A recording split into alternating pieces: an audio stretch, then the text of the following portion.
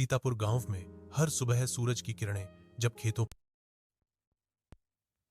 सीतापुर गांव में हर सुबह सूरज की किरणें जब खेतों पर पड़ती, तब वहीं के एक किसान रामदीन अपने छोटे बेटे मोहन को साथ लेकर बैलगाड़ी के साथ खेत में निकल जाते। रामदीन बहुत गरीब था, पर ईमानदार और मेहनती। उनके पास थोड़ी सी जमीन थी, जिससे मुश्किल से गुजारा होता। मोहन पतला, दुबला, शांत और तेज दिमाग का लड़का था।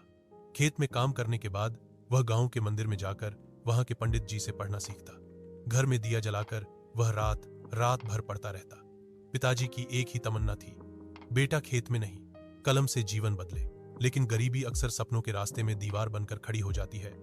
जब मोहन की उम्र 12 साल की हुई तो रामदीन की तबीयत बिगड़ गई। परिवार पर जिम्मेदारियां बढ़ गईं।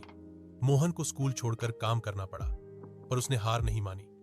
दिन में खेत में काम करता और रात को पढ़ता। एक दिन गांव में एक अंग्रेज अफसर आया जो सरकारी स्कूल में बच्चों की परीक्षा लेने आया था। मोहन ने उसमें भाग लिया और सबको हैरान कर दिया।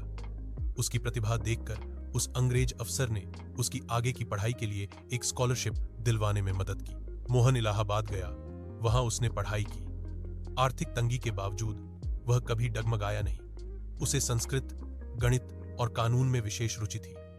कुछ वर्षों बाद वह बनारस हिंदू यूनिवर्सिटी में शिक्षक बन गया। बाद में मोहन ने कानून की पढ़ाई की और एक प्रसिद्ध वकील बना। उसने गरीब किसानों के अधिकारों के लिए काम किया, जमींदारों के अत्याचारों के खिलाफ आवाज उठाई। उसकी ईमानदारी और निडरता के कारण वह गांव का न्यायदाता कहलाया। अंत में मोहन ने अपने गांव लौटकर एक स्कूल और पुस्तकालय बनवाया, ताकि कोई और बच्चा गरीबी की वजह से शिक्षा से वंचित न रहे।